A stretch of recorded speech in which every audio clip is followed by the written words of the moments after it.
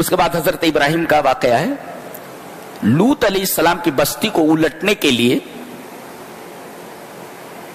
فرشتے نکلے, اللہ نے بھیجا. تو پہلے چچا کے پاس آئے, حضرت ابراہیم کے پاس. یہ لوط یہ حضرت ابراہیم کے بھتیجے ہیں, یہ چچا ہے. اب آئے, قالوا سلاما, کہا السلام علیکم. قال السلام, وعلیکم السلام. اس کا مطلب جب کوئی کسی کے گھر جائے تو جانے والے کے اوپر ضروری ہے, لازم ہے کہ سلام کرے اور سننے والا اس کا جواب دے. اچھا اچھا, مہمان ہیں آپ, بیٹھیے, تشریف رکھیے. فما لبث ان جاء بعجل حنیذ, گئے اور تل کر کے ایک بچڑا لا کر کے رکھ دیا, تلا ہوا بچڑا. مہمان نوازی کے آداب میں سے یہ ہے کہ گھر میں جو کچھ ہو مہمان کے سامنے رکھ دو, لیکن اگر اللہ نے نوازا ہے تو کھینچ میں سب سے بہترین چیز بھنا ہوا گوشت, تلا ہوا گوشت, پتھر وغیرہ کا گوشت, یہ بہت بہترین ہے. جاء بعجل حنیذ سب سے بہترین کھینچ ہے یہ, دیکھا. جاء بعجل حنیذ, تلا ہوا بچڑا لا کر کے رکھ دیا, گرما گرم.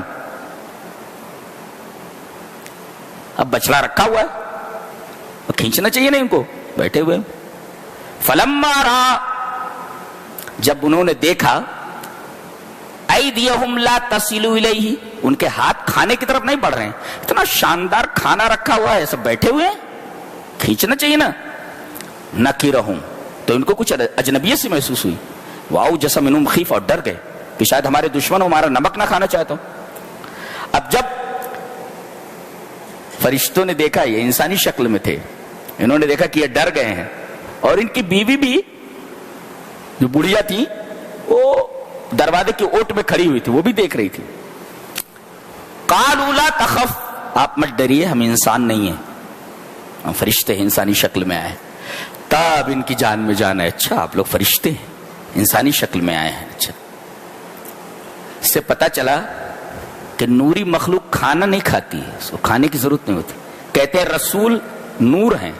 ارے بھائی, اگر نور کے بنے ہوئے ہوتے تو آپ تو کھانا کھاتے تھے, نوری مخلوق کھانا نہیں کھاتی.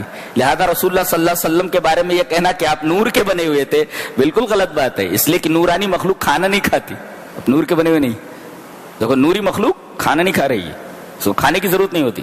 انسانی شکل میں آنے کے بعد بھی کھانا نہیں کھاتی. اگر رسول نور کے بنے ہوتے تھے تو انسانی شکل میں آنے کے بعد بھی آپ کو کھانے کی ضرورت نہیں تھی, کھانے کی حاجت نہیں تھی, کھانا کی ضرورت.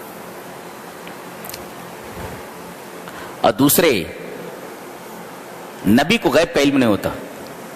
حضرت ابراہیم اللہ کے خلیل, انہیں معلوم ہے یہ فرشتے ہیں یا انسان ہیں, صاف صاف بتا دیا گیا کہ نبی کو غیب کا علم نہیں ہوتا, ورنہ وہ سمجھتے کہ یہ فرشتے ہیں, تو ایک بچڑا خراب کرنے کی کیا ضرورت تھی جب کھانا ہی نہیں کھا رہے. تو اس کا مطلب نبی کو غیب کا علم نہیں ہوتا. اس کے بعد کہنے لگے, اب ان کی بیوی جو اوٹ میں کھڑی ہوئی تھی, دیکھا کہ بڈھے ہمارے پہلے بہت ڈر گئے تھے, اب دیکھو کیسے خوش ہو رہے ہیں, تو ہنس پڑی. وہ وامرأتہ قائمۃ فضحکت, لافٹ, ہنسی وہ پیچھے سے, کہ بڑھو ابھی جو ہے وہ ڈر گئے تھے, اب دیکھو خوش ہو رہے, پتا چل گیا کہ یہ فرشتے.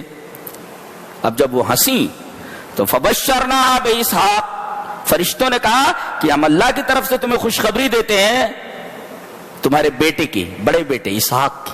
ومن وراء اسحاق یعقوب, پوتے کی بھی بشارت دے دی. یہ بھی بتایا کہ تمہارے ایک لڑکا ہوگا جس کا نام اسحاق ہوگا, اور اس بیٹے کا بھی ایک بیٹا ہوگا جس کا نام اسرائیل ہوگا, یعقوب ہوگا. اللہ, یہاں بیٹے کی بھی بشارت دے دی اور پوتے کی بھی بشارت دے دی. کہنے لگی, قالت یا ویلتا الید وانا عجوز وہذا بالی شیخا, ہارے ہائے, اسے مارنے لگے اپنے منہ کے اوپر. کہنے لگی میں بڑھیا ہوں اور میرے یہ شوہر بڈھے ہیں.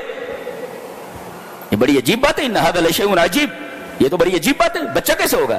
قالوا اتعجبین من امر اللہ, اللہ کے حکم پر آپ کو تعجب ہے, تعجب ہے آپ کو. یعنی اللہ دینا چاہے تو کسی بھی عمر میں بچہ دے سکتا ہے, وہ دے دیا جی, دے دیا. تو یہ حضرت ابراہیم علیہ السلام کا واقعہ تھا.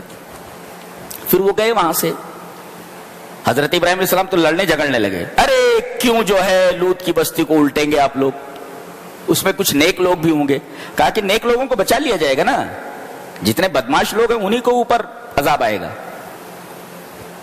اور پھر عذاب آیا, بستی کو اٹھا لیا گیا اور اسے تل پٹ کر دیا گیا, کوئی زندہ نہیں بچا, الٹا کر دیا, الٹا کام کرتے تھے, بستی کو الٹ دیا گیا.